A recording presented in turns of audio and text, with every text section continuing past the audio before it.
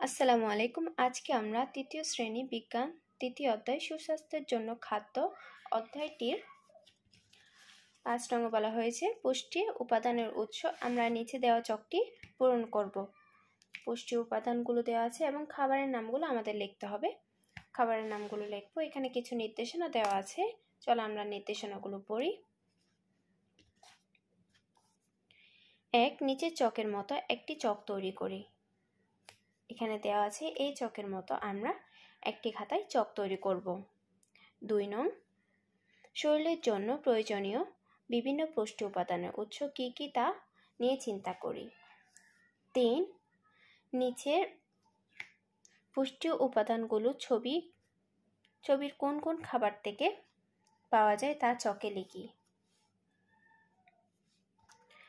4.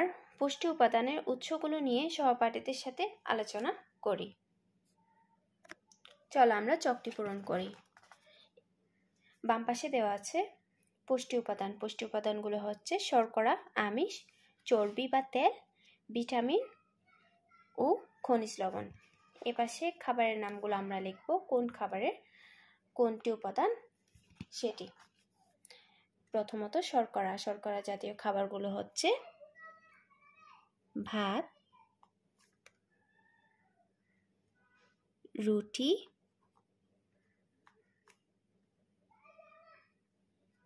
আলু,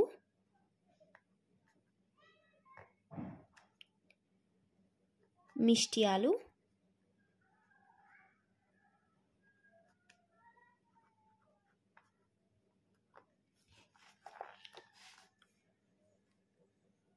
চিড়া মুড়ি।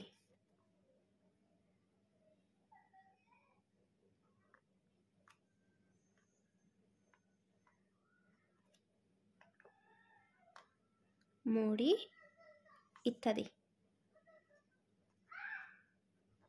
এগুলো হচ্ছে শর্করা জাতীয় খাবার। আমিষ জাতীয় খাবারগুলো হচ্ছে মাছ, মাংস, ডিমের সাদা অংশ,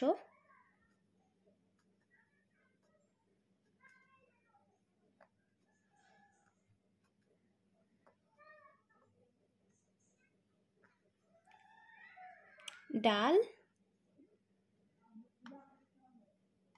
ইত্যাদি।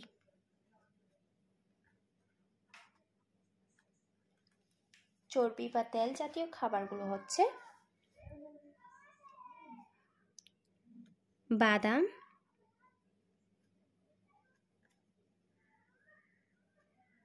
দুধ, মাখন, ঘি,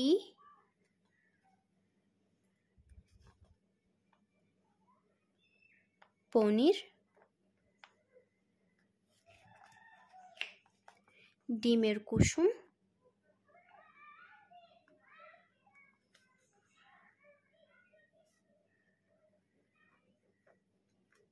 ইত্যাদি।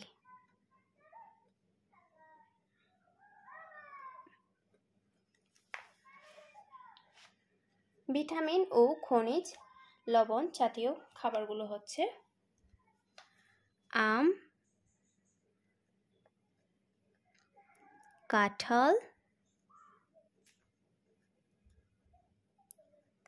পেঁপে,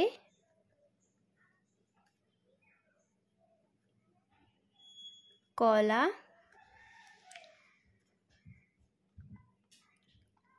লাল শাক,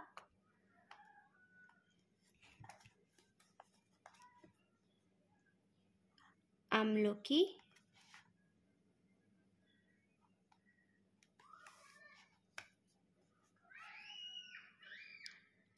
ফুলকপি, মিষ্টি কুমড়া,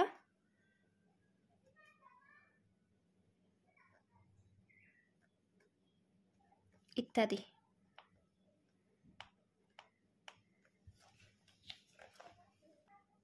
নিচে দেওয়া এরা দুইজনে দুটি প্রশ্ন করছে।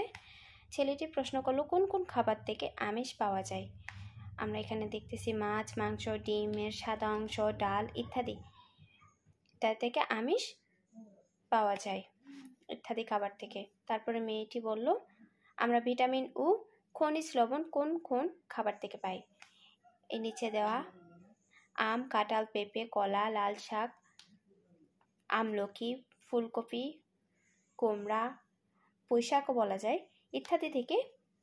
ইত্যাদি খাবার থেকে আমরা ভিটামিন ও খনিজ লবণ পেয়ে থাকি। আশা করি তোমরা উত্তরটি বুঝতে পারছো।